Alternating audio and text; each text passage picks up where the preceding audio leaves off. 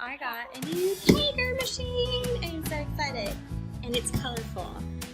Nothing was wrong with my old one. What happened was I've been wanting a colorful one because I love color.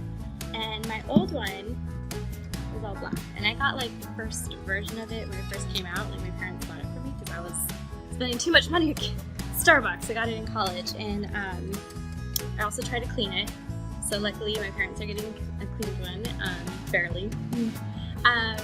But what was funny about that machine is that the old one, when I was packing it up and washing it to give it to my mom, I got emotional, like, because it has been with me for so long. It went with me all through college. I had that machine, and I remember how many times I drank that much coffee to stay up, and I still use it. So it just, I got emotional.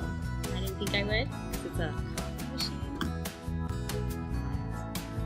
But I'm excited for this one. This one's going to go through a lot with me.